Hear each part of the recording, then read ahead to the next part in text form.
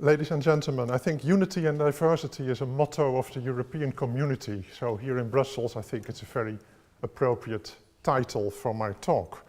The excavations in Saqqara by the National Museum of Antiquities in Leiden, the Netherlands, started in 1975. So coming winter, it will be 40 years ago that we made a start. For those of you who don't know where Saqqara is, I have it here on the map. There was a laser pointer, yeah. I have it here on the map. You see Saqqara is an agricultural village of modern Egypt, and it's situated very close to Cairo, the modern capital. It is also very close to the ancient capital of Memphis, which was situated just to the south of Cairo.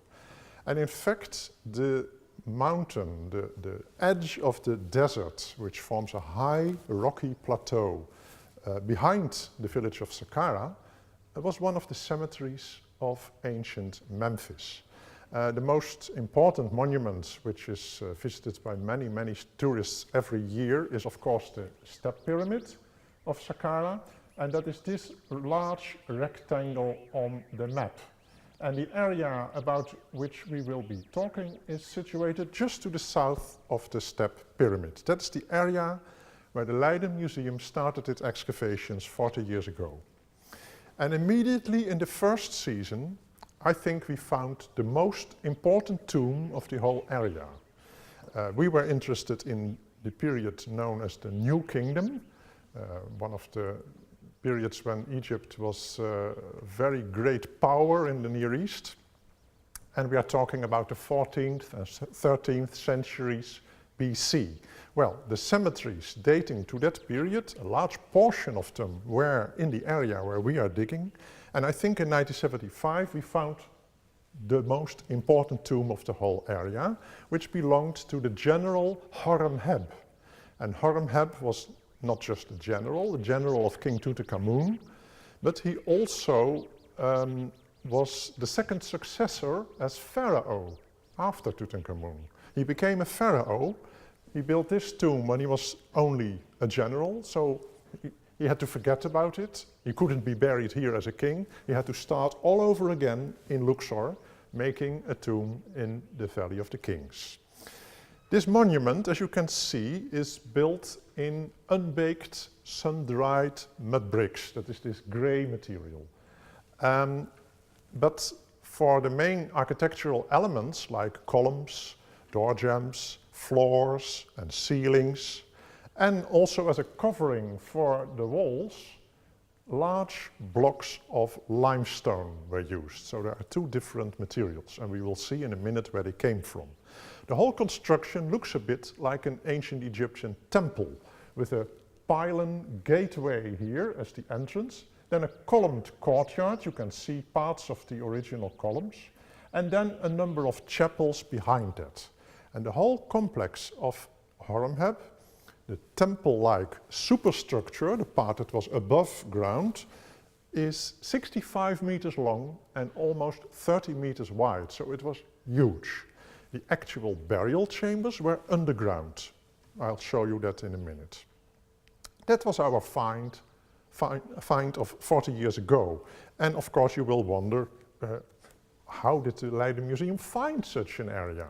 Well, we were interested in this area because our collection, which was founded in 1818 and started buying in the succeeding years, early in the 19th century, we possess the best reliefs of this tomb. The tomb was discovered already at the beginning of the 19th century and heavily plundered. There are about 13 museums all over the world which have parts of the tomb of Horemheb, and I'm not just overly excited, I think, but the best pieces are in Leiden, there's no doubt about that. This relief of General Horemheb being rewarded with the gold of honor by the pharaoh for his exploits on the field of battle, that's one of the images you see in all the art books about ancient Egypt. And it is part of our Leiden reliefs of Horemheb.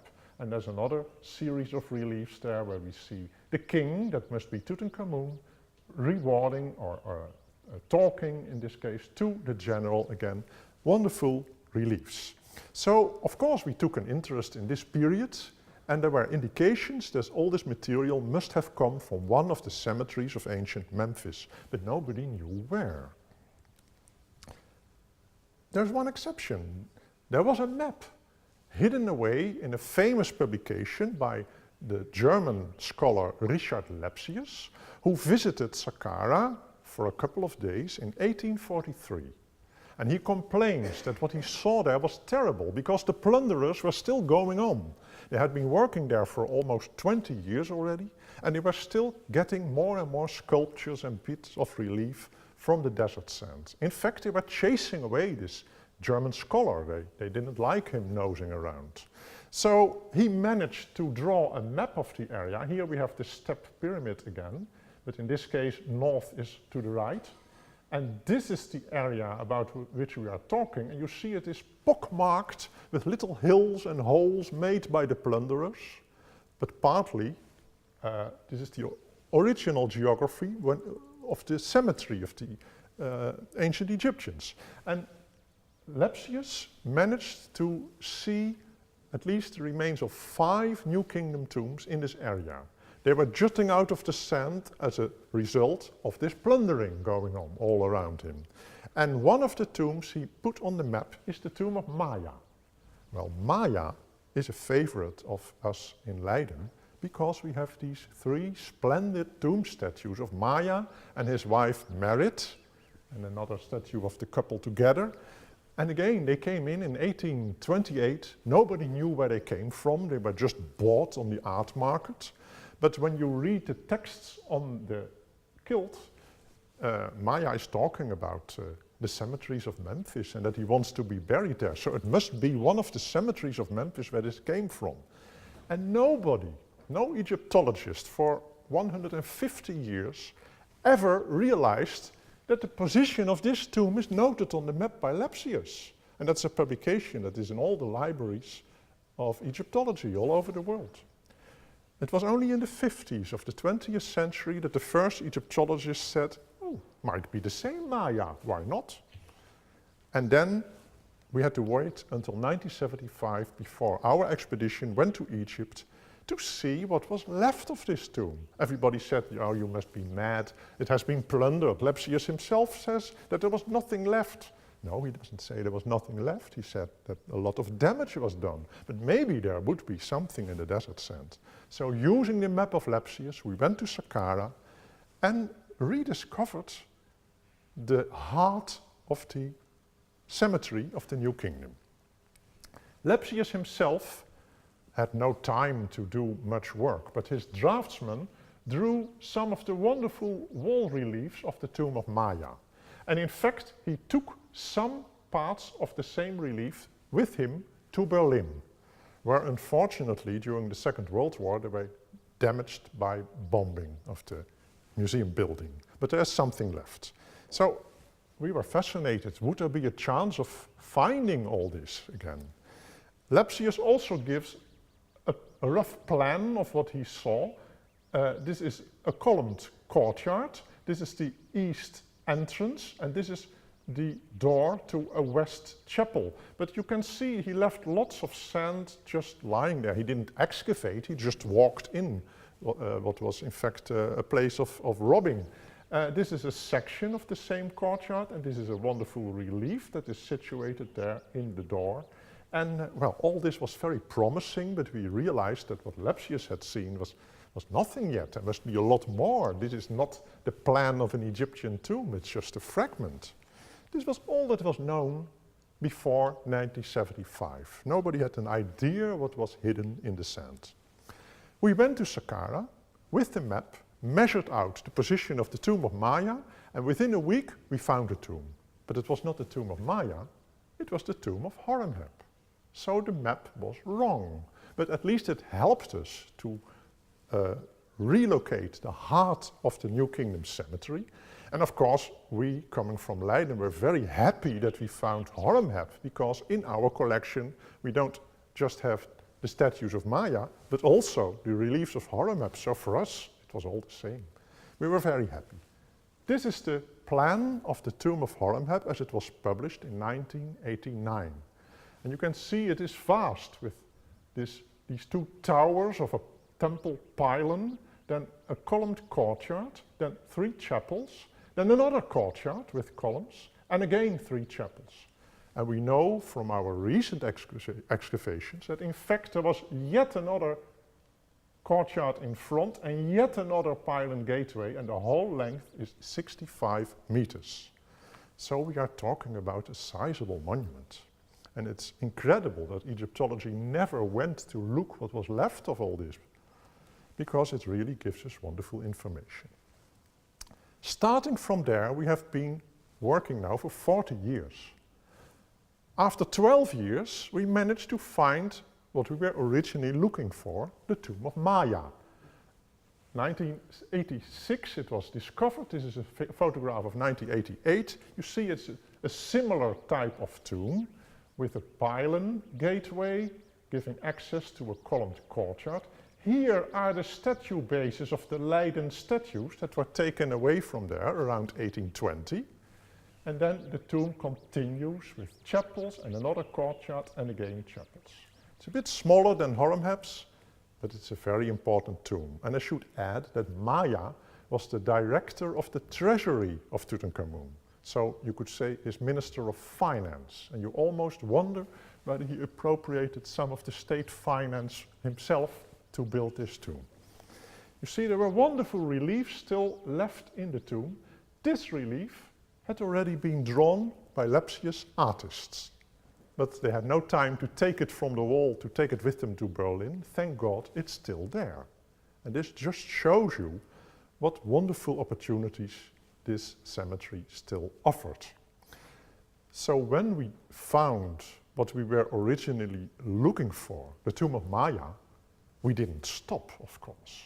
We had been working for 12 years, but of course we asked our Egyptian colleagues of the Antiquities service whether we would be allowed to go on. And they said, yes, of course. So we are still there after 40 years, and we still think we can do very useful work there. Look what we found in these 40 years. This is a plan showing you the position of 17 tombs now. And this is an overview.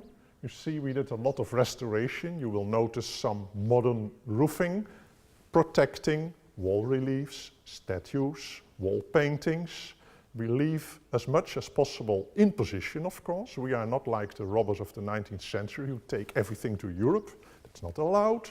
We are very happy to study this in situ and to reconstruct it, and the site is now open for tourists also. It's a major attraction again. And you see how close we are to the step pyramid. All these tombs are different. That's the difference of the title of my lecture. But yet we can now analyze them and look for patterns behind it. We can look for the unity behind it. What common ideas were behind all these different constructions? So I propose in the course of the following half hour to study this area from various perspectives with you. We are not the only expedition anymore in Saqqara. When we started, we were almost alone, but look, a lot of other expeditions are now working also on New Kingdom monuments from Saqqara. 40 years ago, everybody still thought Saqqara is a site of the Old Kingdom. You could see the pyramids there and the tomb chapels of the contemporaries, of the officials of the pharaohs who built the pyramids. But now, such a lot of material from the New Kingdom, 1,000 years later, has been found that we really have a very full picture. Here, this rectangle is again the step pyramid. Here is the area of the Dutch excavations. But all around us, there are other expeditions who have helped us to analyze what was going on in Saqqara slightly more than 3,000 years ago.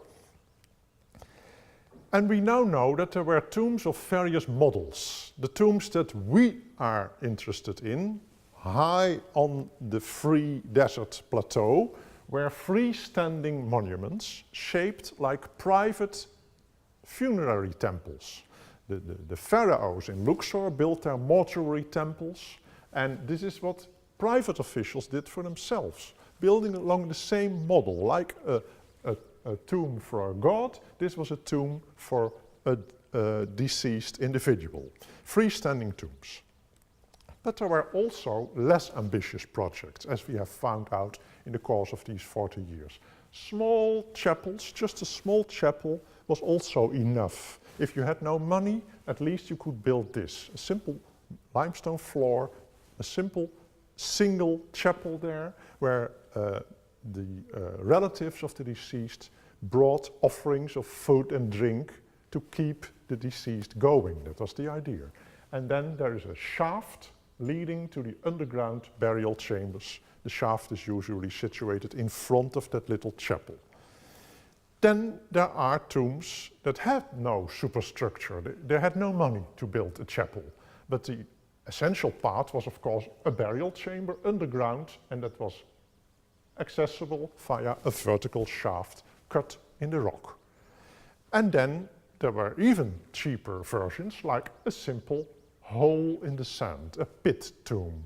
And we have found several examples of that. So there was, in fact, a whole range of different models. They all look different. There's diversity.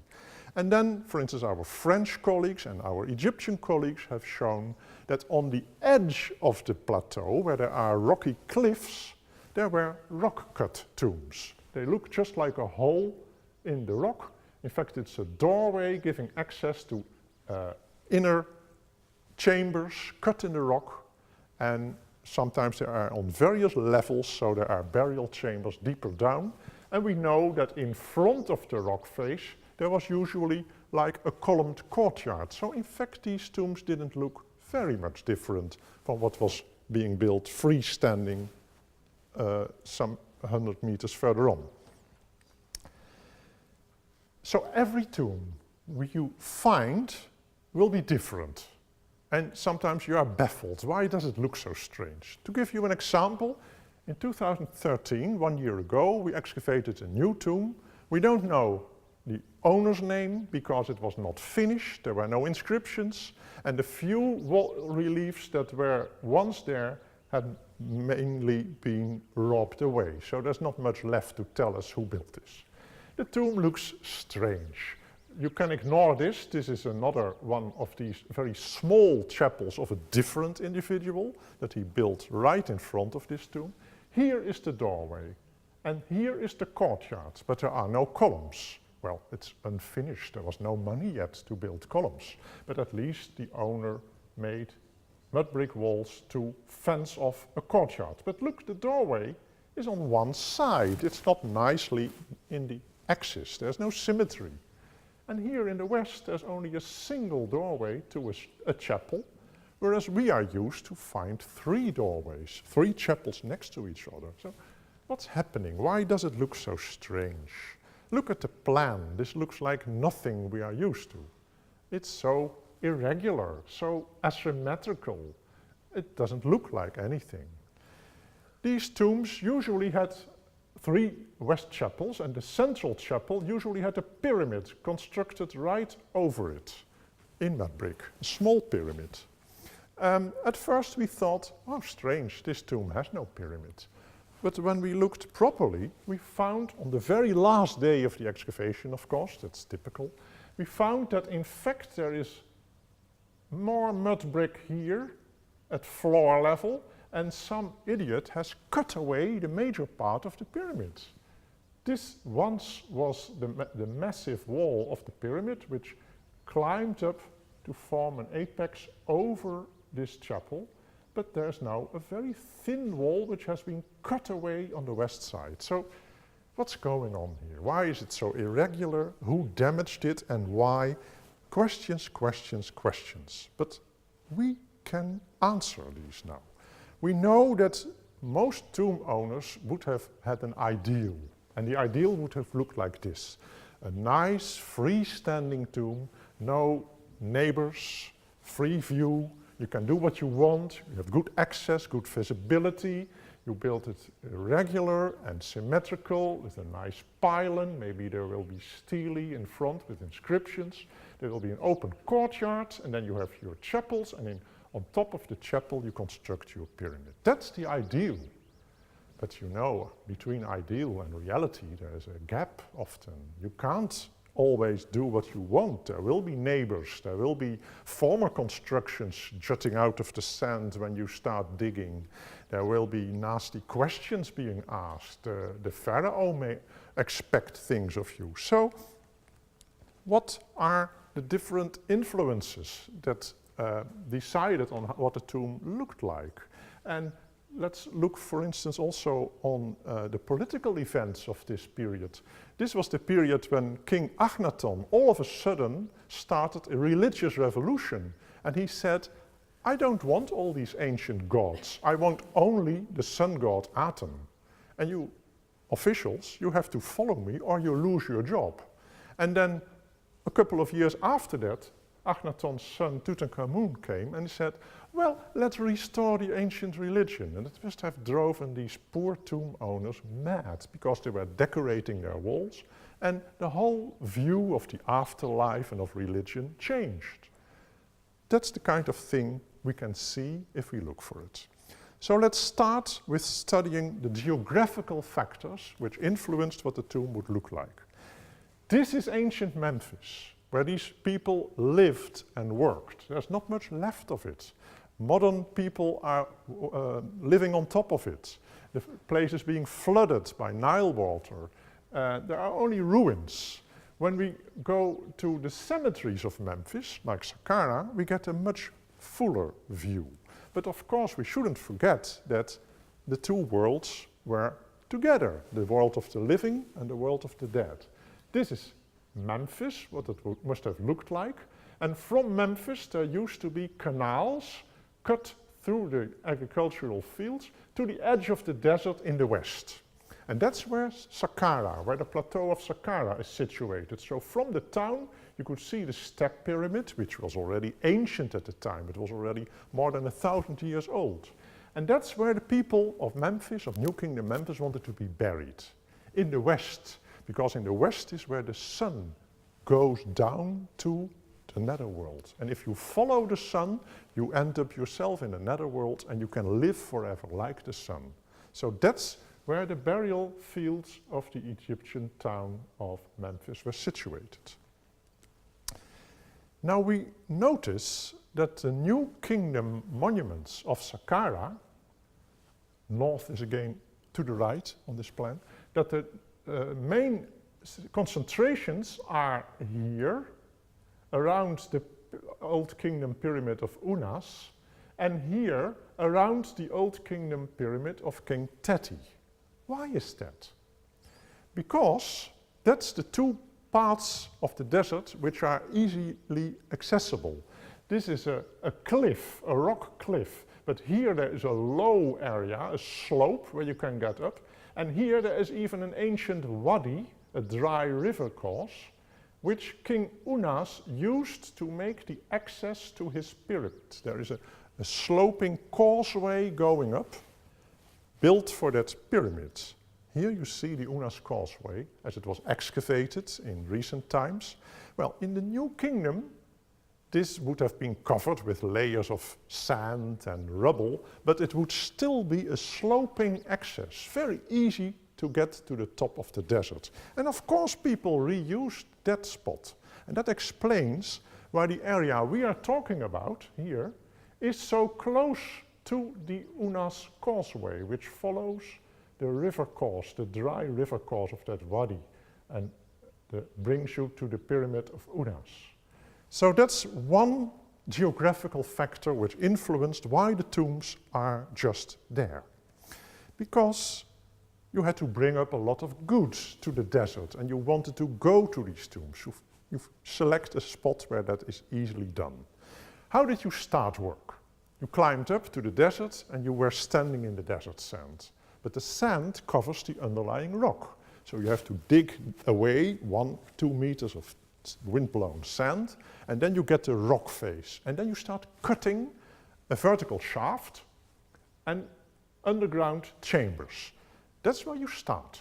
The underground chambers have to be ready when you die. And nobody knows when he will die. You better get it ready as soon as possible during your lifetime. Start cutting away. Well, the rock is very soft. It's very easy to cut these underground complexes. That's the actual burial chamber where you could put a stone sarcophagus ready for the day you died.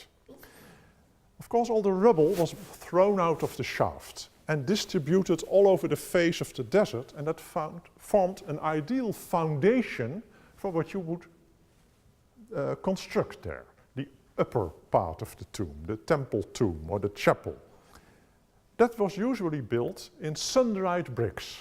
The bricks were made of clay that was dug out of a pond or a canal, pressed in a form, and then put out in the sun to dry. And then you needed a donkey to bring it up to the desert. So of course, when you have a sloping accessway, that's ideal for these poor donkeys who have to bring all this weight to the desert. And you start building your rough outline of the tomb with sun-dried bricks.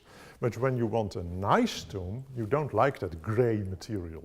You cover it with slabs of stone, you make stone door jambs, stone lintels, a stone roof over the chapels, a stone floor, and that's quite an amount of stone.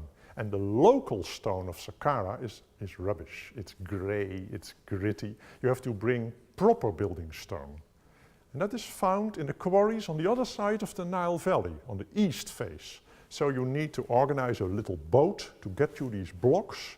You need transport to get the blocks up on the desert, and you need masons who will then dress the wall faces, creating other heaps of rubble and chippings. So a building site must have looked terrible, full of grit and rubble that was later scraped away and put behind the walls where we found these deposits. This is the result. You build a nice rectangle in mud brick, and then you start covering it with limestone floors, limestone columns, limestone door jambs, limestone covering of the walls. If you have money, you build it large. If you have no money, you build a small chapel. That's the principle. Most of these tombs were meant for relatives or maybe hired priests to bring food and drink. Not every day, but on certain festive days. So people walked in with their goods and put them on a heap, maybe on an offering table in the West Chapel, and there the deceased could use the strength, the energy of the food to live on in the hereafter. Now, it's a general principle in Egypt that when you want to know what a certain chapel or temple was used for, look at the walls and the reliefs will tell you what was going on there. So here we know that this part of the tomb was used to bring in offerings. And these people came from the Nile Valley, they came up this slope, they came from the east. So the doors of these tombs are always in the east. You walk in, you walk to the west, look at the setting sun, that's where the hereafter is, and there you put down your offerings. So the tombs are always on a line from east to west. That's the orientation. And you can see that in this map. But you can also see that the orientation is not perfect. They're all different. Some tombs are oriented a bit to the north, to the northwest, others a bit to the southwest. Why is that? We have been puzzled by that. We have asked astronomers to study this and to tell us where they're perhaps looking at a certain star or at a certain moment of the year when the sun comes up in the eastern horizon, and would that give them the direction? There was no answer. Astronomers can't solve this. So we don't know what was going on. Maybe it was very practical. These tombs were there already when these fellows started building. And they didn't want their access road to be blocked by these idiots who put these tombs down. So they shifted their access a bit so that they had free access. Maybe that's the whole reason why they have a different orientation. but we don't know. We try to figure out. Another thing you can see is that all the tombs have different sizes, diversity. But what is the unity behind it? What's the principle? When you study them closely, you can see that the core of the tomb, usually the west end, looks surprisingly similar. And also the dimensions are similar. Look at this, I've cut them out now. That gives you a pattern. That was the ideal pattern. The ideal pattern for an official of, let's say, middle rank, not too extravagantly rich, not too poor, just right. The ideal size was 20 by 30 cubits, and a cubit is the length of your lower arm, from the elbow to the fingertips, about half a meter. So an ideal tomb, and we have found many of them, is about 10.5 meters by 15, 16 meters. Most tomb owners started with something like that. And if they had money, maybe they built a courtyard in front and another courtyard, etc. But that was a matter of time. The ideal was just this. There was a standard. It consisted of a columned courtyard, and behind that the chapels for the offering cult. This is such a central chapel. This is the ideal chapel. Usually about 3 by 3 meters, or 6 by 6 cubits, square. And the west wall would be taken by a standing stone, a stela like that, and in front of that there would probably be an offering table to put down your food and drink. So we know for sure that that was the purpose of this central chapel, feeding the deceased. But sometimes there are 2 side chapels, to the left and the right. What is their purpose? Usually they have no decorations, and we think they were just storerooms for vessels used in the cult, for flower garlands, whatever. But in the tomb of Mary Neath, which we found in 2001, we have paintings in these chapels, and they show a funerary meal. The deceased and his wife are there. They sit here on chairs, and in front of them are a lot of ladies kneeling down on the floor, eating, enjoying themselves, and their husbands are above, seated on chairs. And it's a meal probably with the family. Well, if you have remembered what I just told you, look at the wall and it will tell you what the chapel was used for. We think that these side chapels were sometimes used on festive days to have a nice picnic with the family, with the spirit of the deceased being with you. And we can still see that in Egypt. Egypt is now an Islamic country, and it's not an Islamic tradition at all that you go once a year to the cemeteries and have a picnic on the tombs. That's something that went on since ancient times. If you had no money, then you only had one chapel, and it had to serve all purposes. And when you look at the walls, you see a mixture of different elements depicted there.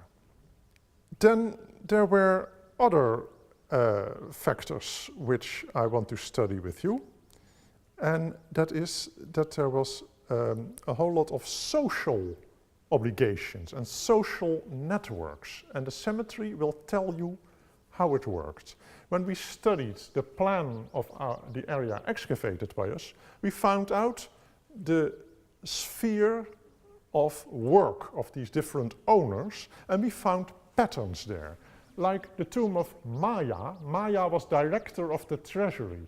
Next to him, another director of the treasury was buried 2 generations later. He also was in charge of the herds of cattle. There's another person who was in charge of cattle and the treasury here, and another one who was director of the cattle here. Horemheb was chief general of the armies. His personal assistant, who is depicted in the tomb of Horemheb behind the throne of his master, is buried next to him. And another army general is buried here. So there are all kinds of networks. We don't know who decided where a person could be buried, but we seem to observe that you could just arrange something with your neighbors. And that people wanted to be buried next to very important persons. The Tomb of Horemheb is an example of that. There are many very poor surface burials around the outer walls. People wanted to be buried there because Horemheb was so important. His tomb would attract lots of visitors, and if the visitors would bring offerings, and maybe they would walk into your little tomb next to it and pronounce your name, and maybe some of the offerings would be left and would be put down on your offering table. So that attracted people, and other people wanted to take part of that, to join in the festivities. We also see that the most important tombs, in fact, drew masses of visitors who left their nice little graffiti on the walls. And that tells you something about what's going on there.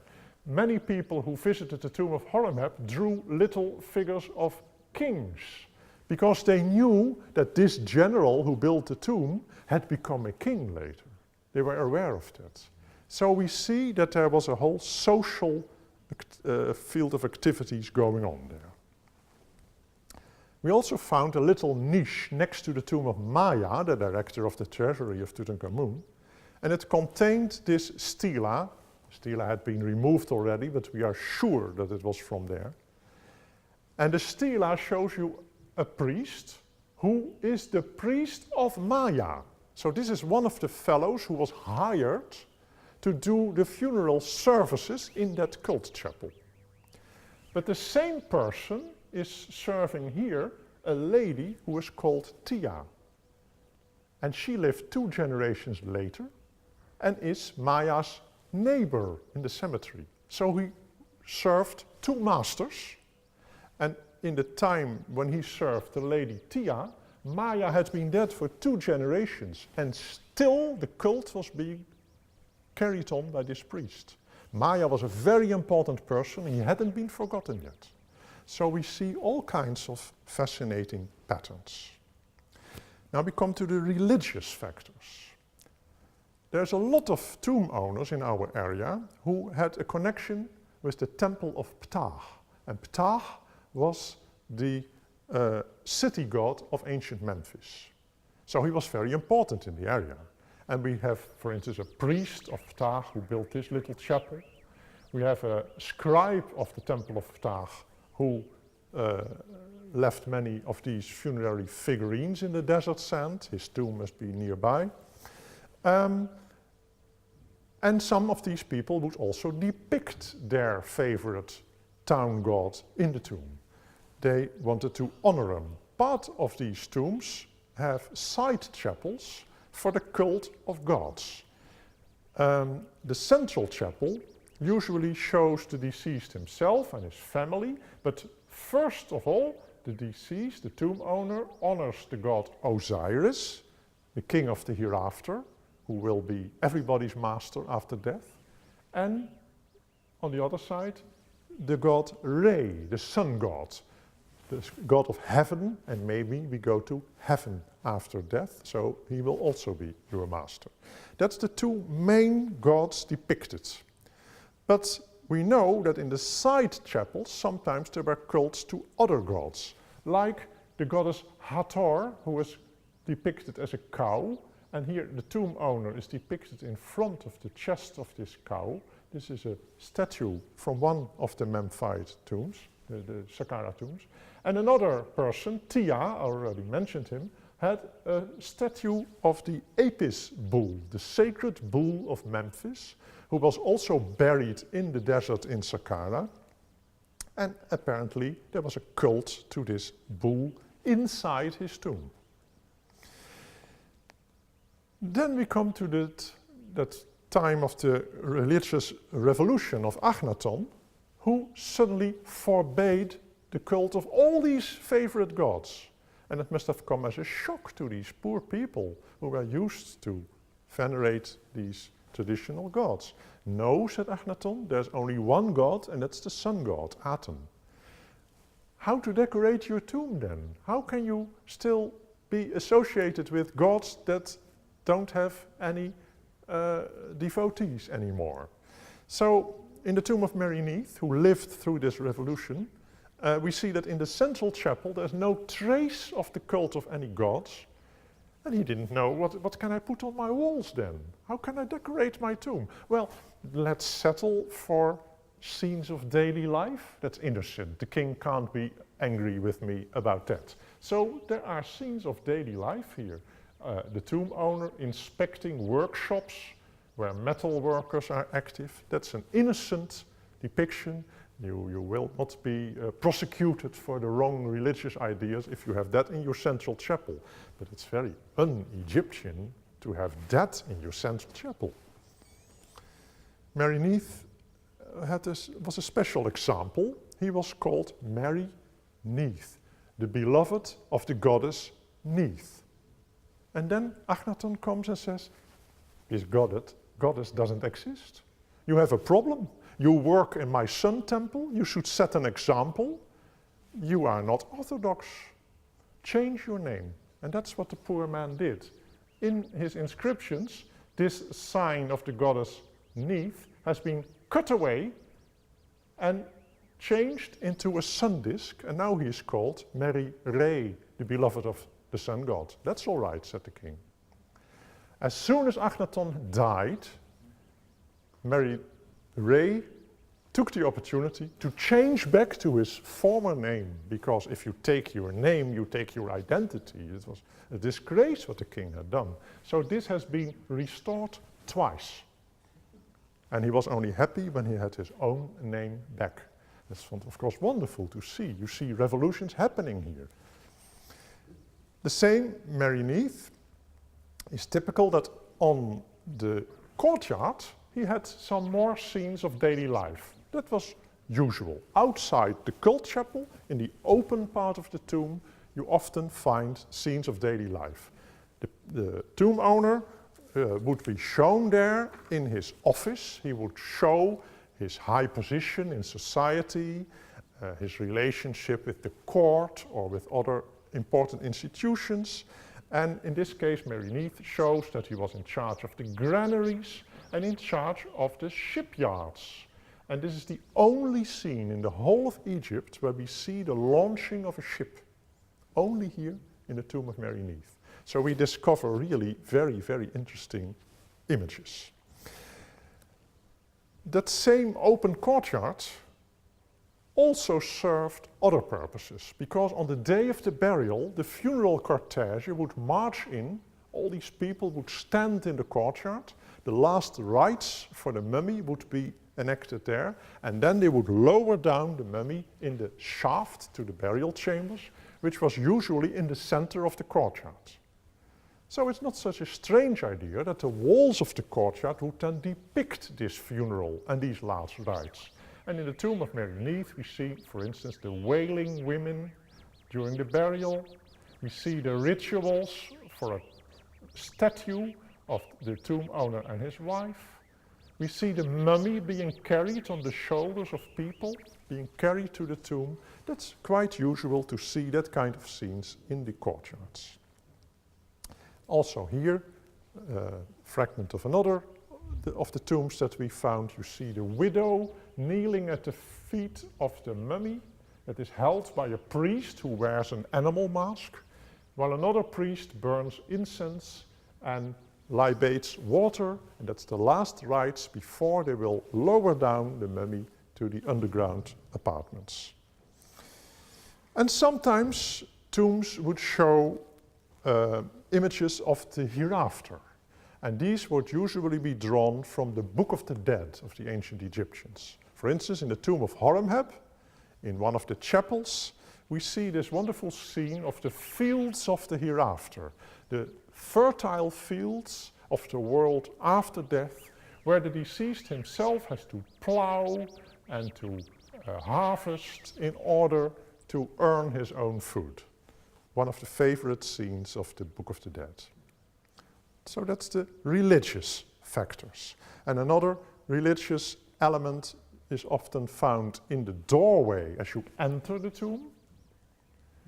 It's the first part you see when you come in, and what is depicted there is a large figure of the tomb owner walking in with you, and on the other wall he would walk out. And that's an image which serves two purposes. It symbolizes the free access of the tomb owner to the world of the living and the world of the dead. And at the same time, he is often shown with raised hands, worshipping the rising sun in the east and the setting sun in the west. Now we come to a final element, the aesthetic factors, which influenced the shape a tomb would get. I already told you there was an ideal size of the tomb, about 20 by 30 cubits. But we can go further than that. We can put a grid over the tomb, and we suddenly realize that it was built along a certain modular grid of squares 6 by 6 cubits large. The square would roughly correspond to the size of the West Chapel, and then you could extend it in two directions, and even minor details of a tomb plan often correspond to one of the grid lines. For instance, the tomb of Mary Neath originally had 4 stelae in niches in the walls, and the lines of the niches neatly correspond with the grid line, as you can see. So, in fact, there was a quick way of organizing the construction by measuring out the grid on the desert surface, but it was also, I think, something that the Egyptians found beautiful. This was their sense of aesthetics. It doesn't have a deep religious significance, it was just what they thought was beautiful.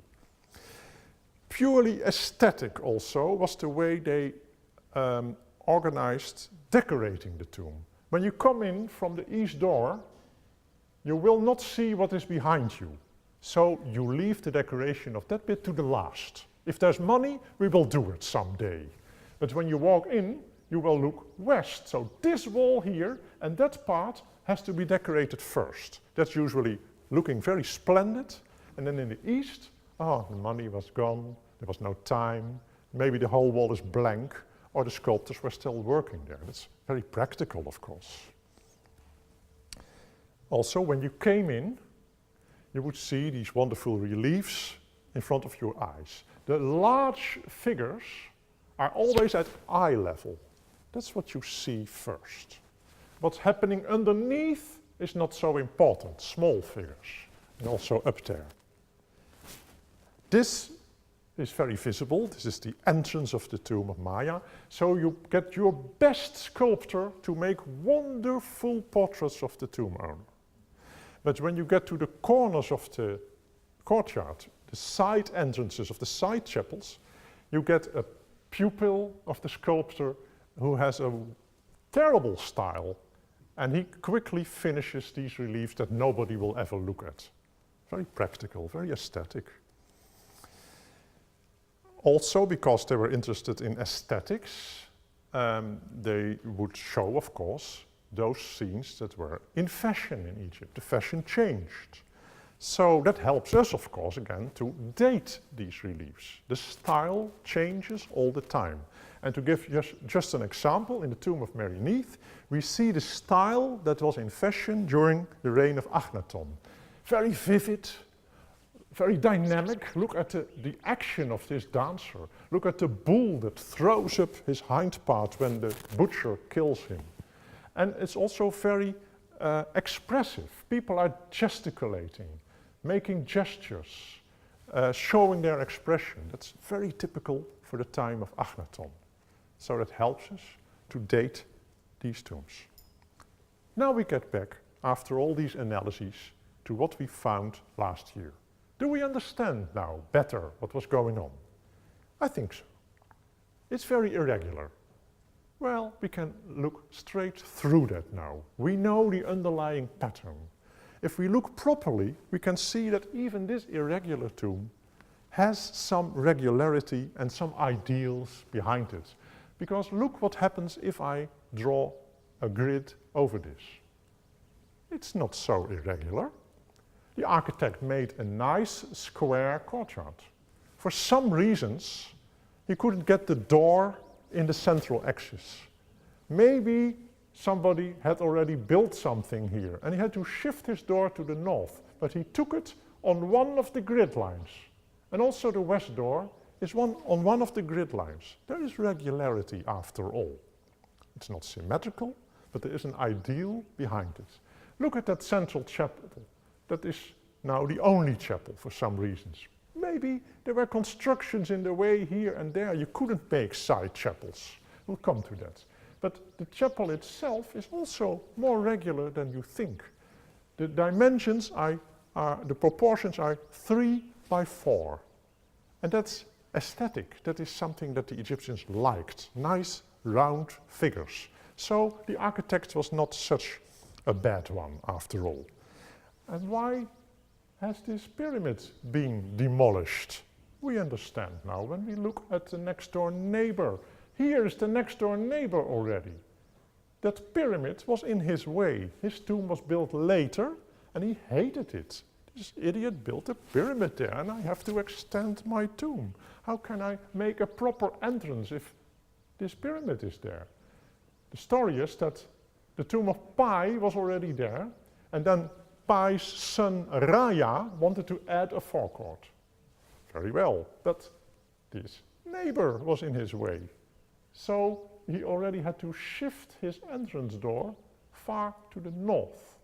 It's not in the axis anymore, because there was no path here. Also, this forecourt is angular and not rectangular. He cut away this angle because the pyramid was in his way. But when he started building, he thought, oh well, can't we cut away this pyramid? We'll just demolish it.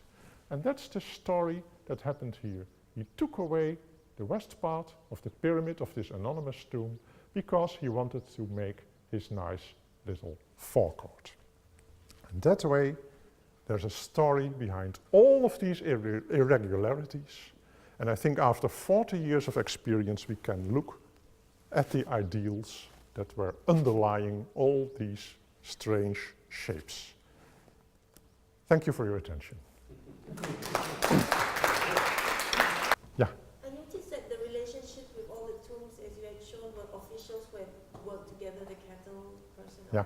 Do they have family relations? How would the other generations, the son, the grandparents? Yeah, well, the last example I showed was a father and son who shared a tomb. That's rare. Usually the son would build on his own. But again, I think we understand the reasoning behind it. The son was an army official, and next door is the Tomb of Horemheb, the army chief. So if he took just this part in front of the tomb of his father, he would be lying next to the great general. It's fantastic. So family members, sons would usually build their own tomb, and maybe further away, not next to that of their father, but in some cases there is an association. We can also see that some of these people are depicted in the tomb of their neighbor, of their chief. And there are all kinds of patterns. People would be buried together with their minor children, the children who died untimely and didn't live to be adults. And they were buried, of course, also with the female relatives of their family. So with their wife, sometimes with their mother. So there were family groups underground, several mummies put together. Does that answer your question? Yes, it does. Yeah. Is that a tomb of Akhenaten, or was he so unpopular that he didn't get a decent burial? Akhenaten didn't get a decent burial. Well, yes, indeed. Akhenaten was a special case. He created a revolution, not just a religious revolution, but also a social revolution, which must have angered a lot of people. So he made enemies. When he died, there was chaos. There was no obvious successor to the throne. After a while, they came up with Tutankhamun, a young boy, 9 years old. He had to make the best of it. He decided to leave the new capital of Amarna, and there was chaos. His advisors, Maya and Horemheb, told him, better change your religion, young boy, or people will hate you like they hate your father. Tutankhamun got a proper burial, But his father, Akhenaten, was never buried in the tomb he made in Amarna. The tomb is empty. But we think that somebody took the mummy to safety, brought it to Luxor, and put it in a tomb in the Valley of the Kings. The tomb has been found at the beginning of the 20th century. It's a very mysterious tomb. Not all Egyptologists agree that these are the mortal remains of Akhenaten, but it looks like it. And the burial was more or less perhaps done in secret. Thank you.